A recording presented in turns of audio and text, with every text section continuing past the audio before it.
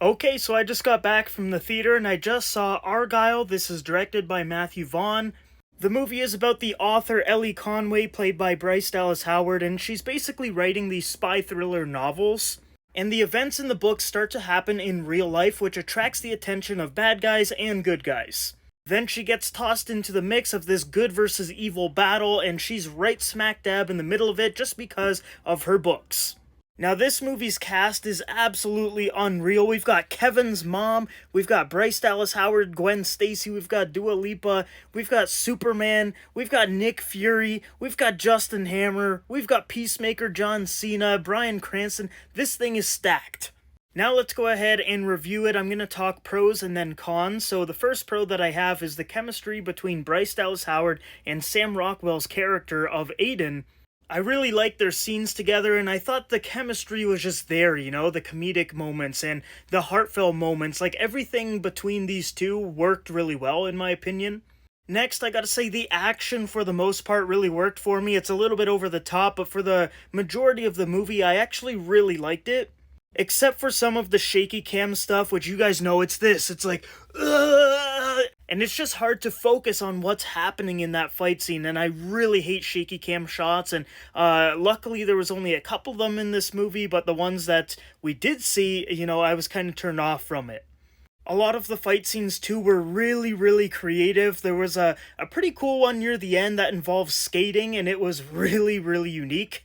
Then I would say the story and the twists and everything that happened in the story were also a great positive because, like I said, this is like a mystery spy thriller movie, so you don't really know who to trust, and, this person might be good, this person might be bad, this person might be someone else, and, the first time watching a movie like that, I really enjoy the experience of unraveling the story.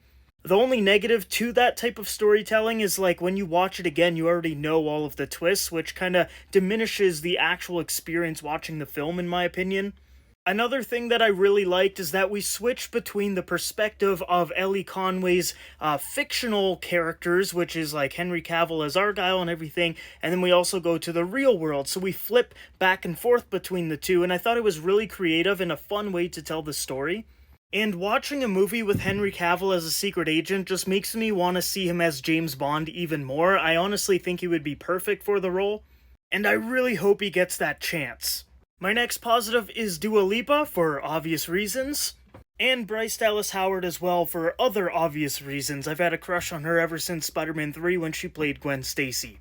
Now, before I go on to the negatives, I just want you guys to know, I did enjoy watching this movie, and I know I have a lot of negatives, so it might sound negative, but it's honestly not that bad of a movie at all. My first negative is some of the CGI in this movie. It just was not very good, especially on the cat. For whatever reason, they didn't use a real cat, and it was all CGI, and you can clearly tell the cat is not real, and, yeah, some of those shots with the cat just did not look good. My next negative is that the movie was a little bit too over the top, and I know we should expect that with a Matthew Vaughn movie, and I would say the first and second act, the over the topness was fine, but once we hit that third act, it got a little bit too wild for my taste. There was a scene where a couple characters are dancing with smoke and shooting bad guys, and it was a pretty lengthy scene, maybe 3 minutes or something of just dancing around, and I don't know, I just didn't really like it. Some of the reveals in the story, too, were a little bit obvious, and in a movie where that's part of the mystery, and it keeps you engaged when you kind of know exactly what's going to happen, you kind of get drawn out from the movie a little bit. Now, don't get me wrong, there were some good twists that I did not see coming, so I enjoyed those a lot, but some of them, like I said, were a little bit predictable. And the movie wasn't as funny as I was expecting. I thought this movie was going to be hilarious. Not a full-blown comedy or anything, but I thought I would be laughing maybe 2 times as much as I actually did. I think I chuckled maybe 3, 4 times maybe in this movie, and I thought I would be laughing a little bit more.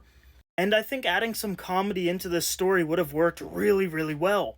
And I also think this movie should have been rated R because, as you guys know, Matthew Vaughn directed the Kingsman movies, those were rated R, and I think rated R works really, really well for this type of movie, and for whatever reason, they didn't make it rated R, maybe because Apple is the one that's, funding this film, maybe they didn't want to commit to rated R, I don't know, but I think it would have elevated the movie a bit. There was a lot of scenes where people are getting shot in the head, the chest, whatever, and you just, don't see any blood, and it's wait, what? The movie also felt a little bit too long, like it dragged on a little bit in maybe the last half hour or so, and I would say the villain was kind of one-dimensional and pretty generic.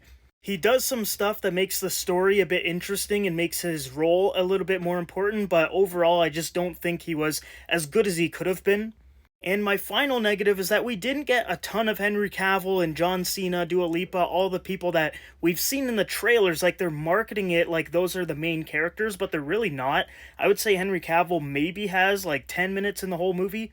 And I think it would have benefited a ton if he was in it a lot more with John Cena, Dua Lipa, and the other people that we saw in the trailer, but for whatever reason, they were barely in the film. Now, overall, I did enjoy Argylle. It was a fun time at the movies, but I don't think it's something that you need to, like, rush to the movie theater and buy a ticket for. I think if you can wait a little bit, I believe it's going to be on Apple TV+, so if you're a subscriber, you'll be able to access this movie, I think, in maybe, like, a month or two, so I would say if you can, just wait and watch it at home. I am going to give Argylle a 6 out of 10. I thought it was just slightly above average. It was pretty fun, some good twists, some good action, but it was a little bit too predictable and a little bit too safe, in my opinion. Now, before I end the video, I want to say there is a pretty important post-credit scene. I guess it's more of a mid-credit scene, so make sure you stay seated for a couple of minutes after the credits start to roll, because it is a very important mid-credit scene.